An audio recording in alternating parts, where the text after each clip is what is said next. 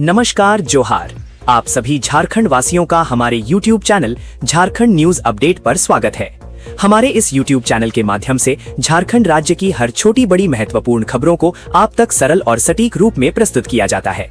आप सभी से निवेदन है कि हमारे इस YouTube चैनल को लाइक, शेयर एवं सब्सक्राइब अवश्य करें। साथ ही बेल आइकन को दबाना ना भूलें ताकि झारखंड की सभी ताजा और महत्वपूर्ण खबरें आप तक सबसे पहले पहुंच सकें। धन्यवाद। JBVNL करेगा झारखंड में 24 घंटे बिजली सप्लाई, बनाया गया मास्टर प्लान। झारखंड बिजली वितरण निगम लिमिटेड JBVNL ने उपभोक्ताओं को 24 घंटे निर्बाध और गुणवत्तापूर्ण बिजली आपूर्ति सुनिश्चित करने के उद्देश्य से एक बड़ी पहल शुरू की है। झारखंड ऊर्जा विकास निगम के अध्यक्ष सह MD के श्रीनिवासन ने आदेश जारी कर राज्य के सभी 15 विद्युत सर्किलों में निदेशक, कार्यकारी निदेशक ED और महाप्रबंधक GM स्तर के वरिष्ठ अधिकारियों को तैनात किया है। इन अधिकारियों को अपने आवंटित क्षेत्रों में बिजली नेटवर्क की बेहतर निगरानी और त्वरित रखरखाव की जिम्मेदारी सौंपी गई है। जारी निर्देश के अनुसार ये अधिकृत अधिकारी प्रत्येक सप्ताह अपने आवंटित क्षेत्रीय कार्यालयों और सर्किलों का नियमित दौरा करेंगे। निरीक्षण के दौरान वे पावर सबस्टेशन, PSS, वितरण ट्रांसफार्मर और अन्य विद्युत संरचनाओं की भौतिक स्थिति की जांच करेंगे। साथ ही संचालन एवं रखरखाव O&M की तैयारियों की समीक्षा की जाएगी। अधिकारी उसी सप्ताह अपनी विस्तृत रिपोर्ट और सुधार के लिए आवश्यक सुझाव उच्चाधिकारियों को सौंपेंगे ताकि तकनीकी खामियों को समय रहते दुरुस्त किया जा सके। विभाग का मानना है कि नियमित मॉनिटरिंग और वरिष्ठ स्तर पर समीक्षा होने से स्थानीय स्तर पर होने वाली तकनीकी गड़बड़ियों जैसे बार-बार ट्रिपिंग और लो वोल्टेज की समस्या का त्वरित समाधान संभव होगा। इससे न केवल राजस्व में सुधार होगा बल्कि गर्मी के मौसम में उपभोक्ताओं को निर्बाध बिजली सेवा मिल सकेगी। शिक्षक नियुक्ति परीक्षा, अभ्यर्थियों को झटका। 8 मई को होने वाली पुनर्परीक्षा पर रोक से झारखंड हाईकोर्ट का इनकार। झारखंड हाईकोर्ट के मुख्य न्यायाधीश MS सोनक और न्यायमूर्ति राजेश शंकर की खंडपीठ ने प्रशिक्षित माध्यमिक आचार्य प्रतियोगिता परीक्षा के मामले में दायर याचिका पर सुनवाई की। प्रार्थियों ने 8 मई को प्रस्तावित पेपर 2 की पुनर्परीक्षा पर रोक लगाने की मांग की थी, जिसे अदालत ने खारिज कर दिया। खंडपीठ ने स्पष्ट किया कि प्रार्थी चाहें तो इस पुनर्परीक्षा में शामिल हो सकते हैं, लेकिन परीक्षा की प्रक्रिया बाधित नहीं की जाएगी। सुनवाई के दौरान झारखंड कर्मचारी चयन आयोग JSSC की ओर से अधिवक्ता संजय पिपरावाल और राज्य सरकार की ओर से महाअधिवक्ता राजीव रंजन ने पक्ष रखा। आयोग ने अदालत को जानकारी दी कि ये परीक्षा कंप्यूटर आधारित CBT मोड में थी, जिसमें कुल 24,000 अभ्यर्थी शामिल हुए थे। आंतरिक जांच में 2819 अभ्यर्थियों के कंप्यूटर के IP एड्रेस में हैकिंग की पुष्टि हुई है। इसी पारदर्शिता को बनाए रखने के लिए आयोग इन अभ्यर्थियों के लिए 8 मई को दोबारा परीक्षा आयोजित कर रहा है। हाईकोर्ट ने इस मामले में JSSC को 18 जून तक विस्तृत शपथ पत्र दायर करने का निर्देश दिया है। साथ ही अदालत ने भर्ती प्रक्रिया में तेजी लाते हुए आदेश दिया कि प्रशिक्षित माध्यमिक आचार्य प्रतियोगिता परीक्षा का अंतिम परिणाम प्रकाशित कर 1 जुलाई तक अनुशंसा राज्य सरकार को भेज दी जाए। आयोग को 2 जुलाई तक अदालत में अनुपालन प्रतिवेदन भी पेश करना होगा। मामले की अगली सुनवाई के लिए 2 जुलाई की तिथि निर्धारित की गई है। गृह मंत्री अमित शाह से मिले पूर्व मुख्यमंत्री चंपाई सोरेन, पश्चिम बंगाल में शानदार जीत पर दी बधाई। झारखंड के पूर्व मुख्यमंत्री चंपाई सोरेन ने बुधवार को देश के गृह मंत्री अमित शाह से नई दिल्ली स्थित आवास पर मुलाकात की। पूर्व मुख्यमंत्री चंपाई सोरेन ने गृह मंत्री अमित शाह से मिलकर उन्हें बंगाल चुनावों में पार्टी की ऐतिहासिक जीत के लिए बधाई दिया। इस दौरान पश्चिम बंगाल के जंगल महल में पार्टी के अभूतपूर्व प्रदर्शन और विभिन्न सामाजिक राजनीतिक मुद्दों पर चर्चा हुई। पूर्व मुख्यमंत्री चंपाई सोरेन ने अपने X अकाउंट पर मुलाकात की जानकारी शेयर की। उन्होंने लिखा, पश्चिम बंगाल चुनावों में भाजपा की ऐतिहासिक जीत के तुरंत बाद आदरणीय गृह मंत्री श्री अमित शाह जी के साथ ये मुलाकात बेहद खास रही। उन्होंने आगे लिखा, पश्चिम में अरब सागर से लेकर पूर्व में गंगा सागर तक भारतीय जनता पार्टी के एक छत्र राज की इस स्वप्निल कहानी के पीछे लाखों करोड़ों कार्यकर्ताओं का अथक प्रयास, त्याग, बलिदान एवं आम जनता का भरोसा है। विश्व के सबसे बड़े राजनीतिक दल के तौर पर हम लोग सदैव इस भरोसे पर खरा उतरने का प्रयास करते रहेंगे। इधर केंद्रीय गृह मंत्री अमित शाह से झारखंड के पूर्व मुख्यमंत्री चंपाई सोरेन की इस मुलाकात को काफी अहम माना जा रहा है। रांची रेलवे स्टेशन पर RPF की बड़ी कार्रवाई। एक्सप्रेस ट्रेन से 13 किलो गांजा बरामद, तस्करों में मचा हड़कंप। रेल सुरक्षा बल RPF रांची मंडल के कमांडेंट पवन कुमार के निर्देशानुसार स्टेशनों और ट्रेनों में चलाए जा रहे गहन जांच अभियान के दौरान बुधवार को रांची पुलिस को बड़ी सफलता मिली। उप निरीक्षक सूरज पांडे के पर्यवेक्षण में RPF पोस्ट और RPF टीम रांची स्टेशन पर चेकिंग ड्यूटी में तैनात थी। इसी दौरान ट्रेन संख्या 18523 एक्सप्रेस के रांची स्टेशन पहुंचने पर गहन तलाशी ली गई। जांच के क्रम में कोच संख्या A2 की सीट संख्या 37 के नीचे एक हरे रंग का ट्रॉली बैग लावारिस और संदिग्ध अवस्था में पाया गया। आसपास के यात्रियों से पूछताछ करने पर जब किसी ने दावेदारी नहीं की तो सुरक्षा बलों को संदेह हुआ। बैग की तलाशी लेने पर भूरे रंग के प्लास्टिक रैपर में लिपटे कई पैकेट मिले, जिनमें प्रथम दृष्टया गांजा होने की पुष्टि हुई। इसकी सूचना तत्काल सहायक सुरक्षा आयुक्त RPF मुरी SC सहाय को दी गई। सहायक सुरक्षा आयुक्त की मौजूदगी में जब सभी कानूनी औपचारिकताओं के साथ बैग की सघन जांच की गई तो उसमें से कुल 13 पैकेट मादक पदार्थ बरामद हुए। DD किट द्वारा जांच करने पर पदार्थ के गांजा होने की पुष्टि हुई।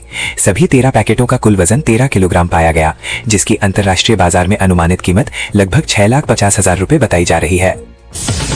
झारखंड में 12 मई तक छाए रहेंगे बादल, कहीं कहीं बारिश और तेज हवा चलने के आसार।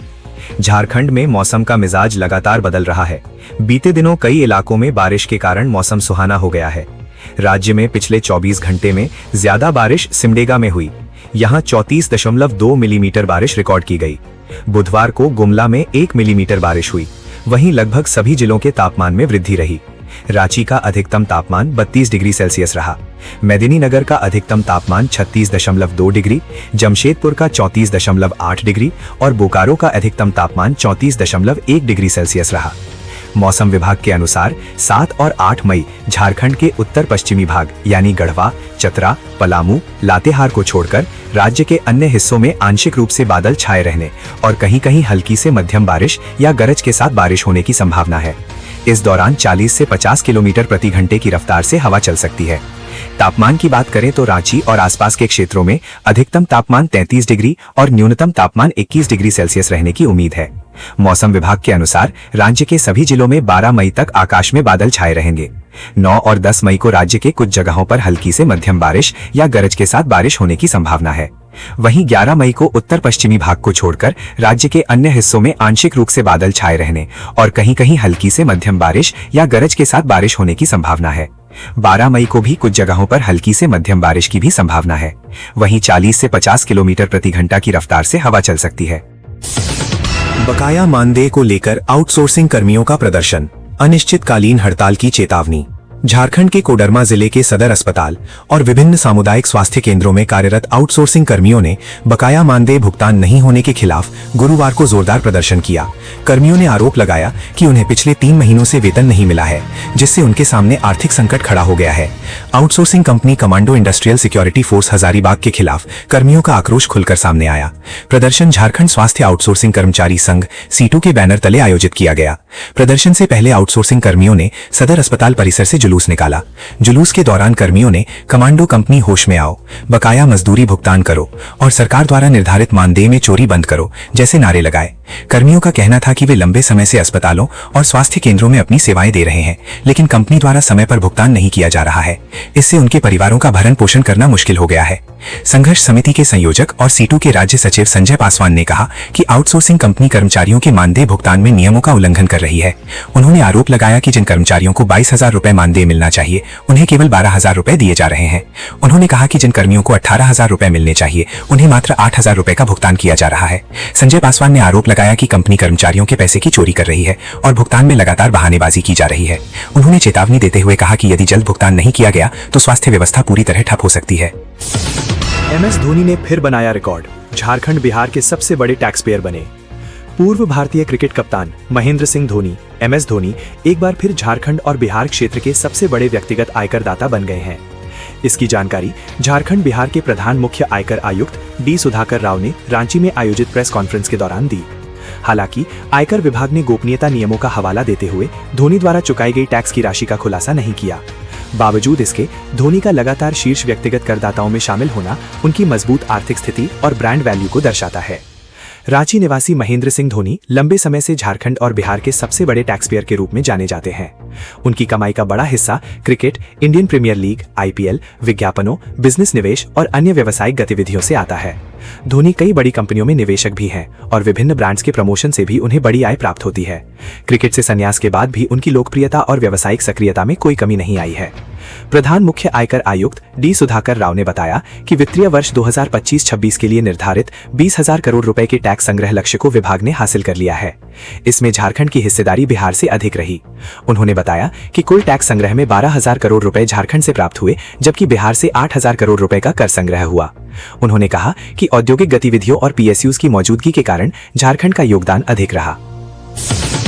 झारखंड में 7 वर्षों में हुई 500 कस्टोडियल डेथ, हलफनामा में बड़ा खुलासा। झारखंड हाईकोर्ट के मुख्य न्यायाधीश चीफ जस्टिस एमएस सोनक और न्यायमूर्ति राजेश शंकर की खंडपीठ ने राज्य के थानों और जेलों में हुई मौतों को लेकर दायर जनहित याचिका पर अपनी सुनवाई पूरी कर ली है। खंडपीठ ने प्रार्थी मौ मुमताज अंसारी और राज्य सरकार की ओर से पेश किए गए तमाम दस्तावेजों और दलीलों का अध्ययन करने के बाद मामले में अपना निर्णय सुरक्षित रख लिया है। ये याचिका राज्य में मानवाधिकारों के संरक्षण और हिरासत में होने वाली मौतों की जवाबदेही तय करने के उद्देश्य से दायर की गई थी। मामले की सुनवाई के दौरान गृह सचिव की ओर से अदालत में एक विस्तृत शपथ पत्र दाखिल किया गया था।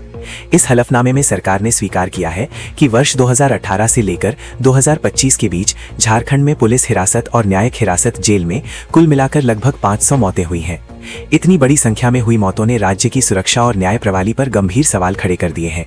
हालांकि सरकार की ओर से कोर्ट को यह आश्वासन दिया गया कि हिरासत में मौत के हर मामले की सूचना नियमानुसार मजिस्ट्रेट को दी गई थी। प्रार्थी मौ मुमताज अंसारी की ओर से अधिवक्ता शादाब अंसारी ने पक्ष रखते हुए लिखित बहस प्रस्तुत की। उन्होंने दलील दी कि हिरासत में हुई मौतों की प्रकृति संदिग्ध हो सकती है, इसीलिए इन मामलों की निष्पक्ष और उच्च स्तरीय जांच अनिवार्य है। बहस के दौरान सुप्रीम कोर्ट के पिछले आदेशों और राष्ट्रीय मानवाधिकार आयोग NHRC द्वारा समय समय पर जारी दिशा निर्देशों का भी हवाला दिया गया। प्रार्थी का मुख्य जोर इस बात पर था कि पुलिस थाना या जेल में होने वाली किसी भी मौत के लिए जिम्मेदारी तय की जाए, ताकि भविष्य में ऐसी घटनाओं पर अंकुश लग सके।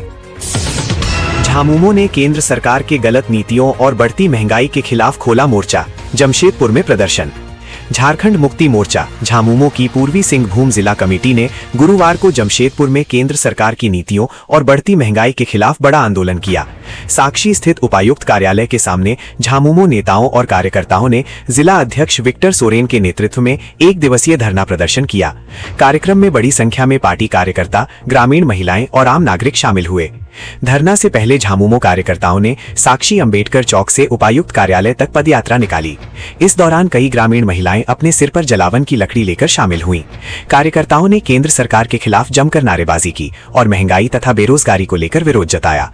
धरना को संबोधित करते हुए झामुमो जिला अध्यक्ष विक्टर सोरेन ने कहा कि केंद्र सरकार की कथनी और करनी में बड़ा अंतर है। उन्होंने आरोप लगाया कि भाजपा केवल बड़े बड़े वादे करती है, लेकिन उन्हें धरातल पर लागू नहीं करती।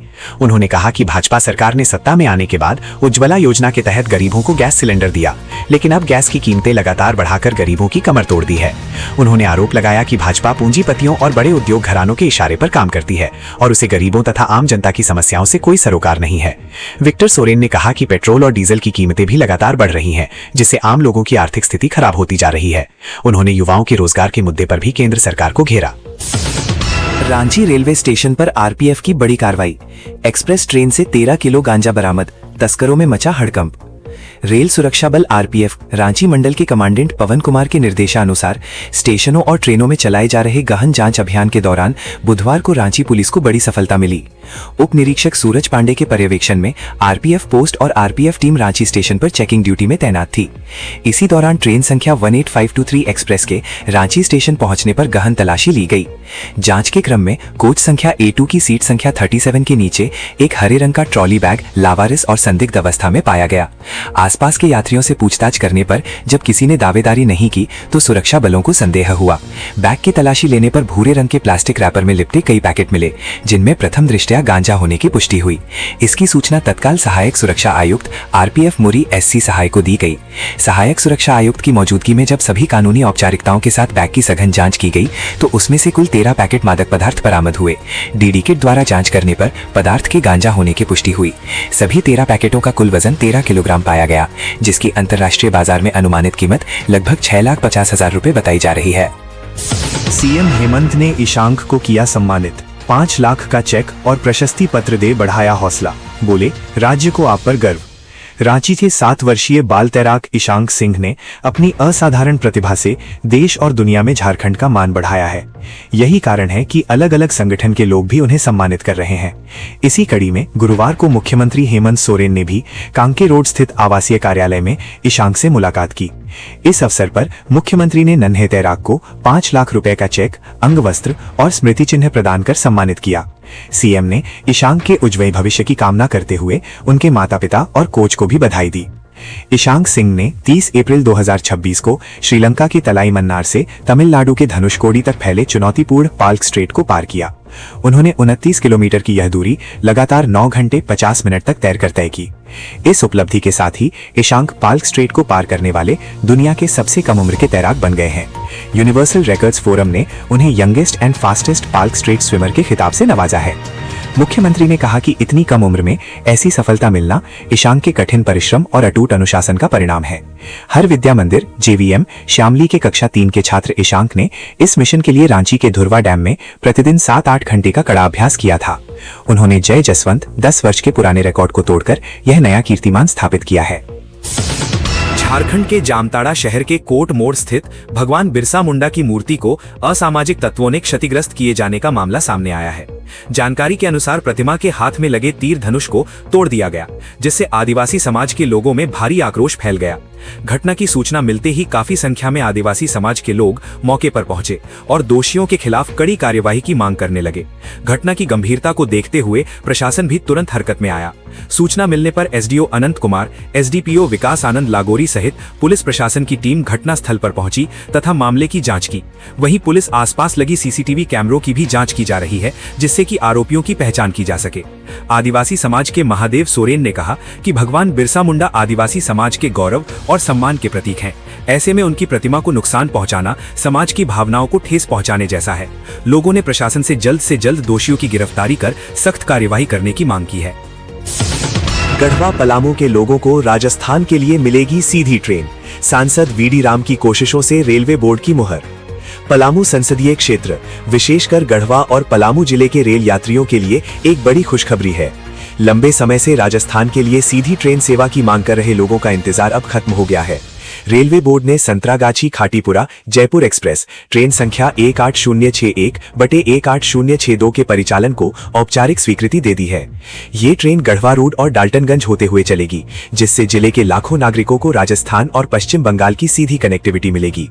ये साप्ताहिक एक्सप्रेस ट्रेन संतरागाछी और टाटानगर से खुलकर रांची, डाल्टनगंज, गढ़वा रोड, मिर्जापुर और प्रयागराज होते हुए खाटीपुरा जयपुर तक जाएगी।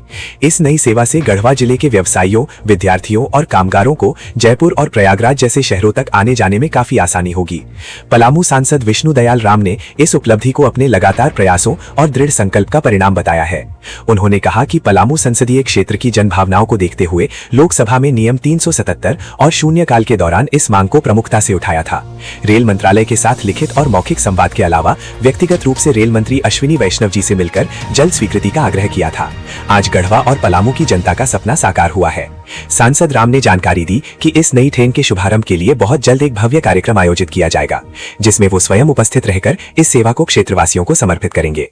उन्होंने इस ऐतिहासिक सौगात के लिए प्रधानमंत्री नरेंद्र मोदी और रेल मंत्री अश्विनी वैष्णव के प्रति आभार व्यक्त किया है।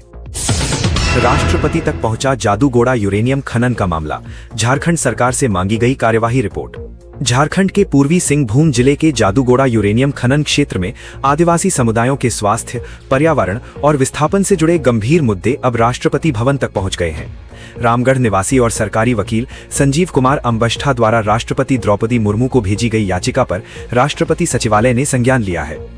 राष्ट्रपति सचिवालय की ओर से जारी पत्र में कहा गया है कि जादूगोड़ा क्षेत्र में यूरेनियम खनन से प्रभावित लोगों की समस्याओं को लेकर भेजी गई याचिका स्वतः स्पष्ट है और इसे उचित कार्यवाही के लिए अग्रेषित किया जा रहा है। सरकारी वकील संजीव कुमार अंबष्ठा ने अपनी याचिका में कहा है कि जादूगोड़ा एवं आसपास के क्षेत्रों में वर्षों से चल रहे यूरेनियम खनन कार्यों के कारण आदिवासी समुदायों के स्वास्थ्य और पर्यावरण पर गंभीर प्रभाव पड़ रहे हैं। याचिका में कैंसर, जन्मजात विकृतियां, त्वचा रोग, बांझपन और श्वसन संबंधी बीमारियों के बढ़ते मामलों का उल्लेख किया गया है। साथ ही भूजल, कृषि भूमि और फसलों के प्रभावित होने की आशंका भी जताई गई है। याचिका में कहा गया है कि uranium corporation of India limited की खदानों में कार्यरत कई स्थानीय मजदूरों को पर्याप्त सुरक्षा उपकरण, नियमित स्वास्थ्य जांच और विकिरण संबंधी जागरूकता उपलब्ध नहीं हो पा रही है। इसके अलावा खनन परियोजनाओं के कारण आदिवासी परिवारों के विस्थापन और आजीविका की परेशानी का मुद्दा भी उठाया गया है। विधायक सत्येंद्र नाथ तिवारी ने नगर परिषद को दिए 10 लाख, जल्द जगमग होगा गढ़वा। झारखंड के गढ़वा शहर के विकास और नागरिक सुविधाओं को बेहतर बनाने की दिशा में विधायक सत्येंद्र नाथ तिवारी ने एक महत्वपूर्ण पहल की है।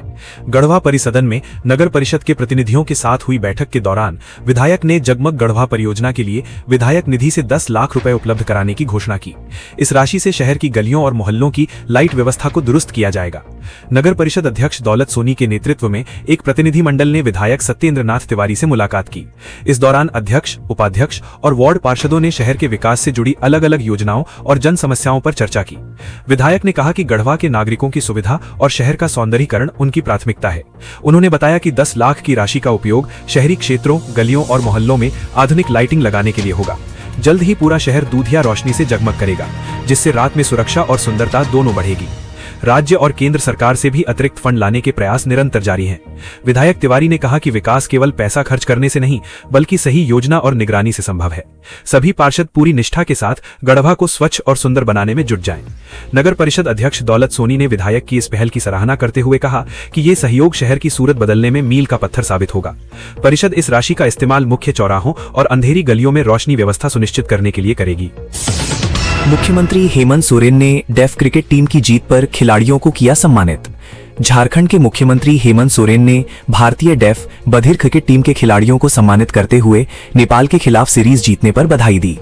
कांके रोड स्थित मुख्यमंत्री आवासीय कार्यालय में आयोजित कार्यक्रम में झारखंड डेफ क्रिकेट एसोसिएशन के प्रतिनिधि मंडल और भारतीय डेफ क्रिकेट टीम के खिलाड़ियों ने मुख्यमंत्री से मुलाकात की। इस दौरान मुख्यमंत्री ने खिलाड़ियों से बातचीत कर उनके प्रदर्शन की सराहना की और कहा कि उन्होंने देश और राज्य दोनों का गौरव बढ़ाया है। मुख्यमंत्री ने कहा कि धनबाद के टाटा डिगवाड़ी स्टेडियम में आयोजित डेफ क्रिकेट टूर्नामेंट के फाइनल मुकाबले में नेपाल को हराकर भारतीय टीम ने शानदार उपलब्धि हासिल की है। उन्होंने कहा कि ये जीत सिर्फ खेल उपलब्धि नहीं, बल्कि संघर्ष, मेहनत और आत्मविश्वास का प्रतीक है। उन्होंने खिलाड़ियों की मेहनत और समर्पण की प्रशंसा करते हुए कहा कि सीमित संसाधनों और चुनौतियों के बावजूद खिलाड़ियों ने बेहतरीन प्रदर्शन कर नई मिसाल कायम की है। मुख्यमंत्री हेमंत सोरेन ने कहा कि भारतीय डेफ क्रिकेट टीम में झारखंड के कई खिलाड़ियों का शामिल होना राज्य के लिए गर्व की बात है। इससे ये साबित होता है कि झारखंड के खिलाड़ियों में प्रतिभा और क्षमता की कोई कमी नहीं है। उन्होंने कहा कि राज्य सरकार खेल और खिलाड़ियों को बढ़ावा देने के लिए लगातार काम कर रही है। ग्रामीण और पिछड़े इलाकों से आने वाले प्रतिभाशाली खिलाड़ियों को बेहतर मंच और सुविधाएं उपलब्ध कराने का प्रयास किया जा रहा है।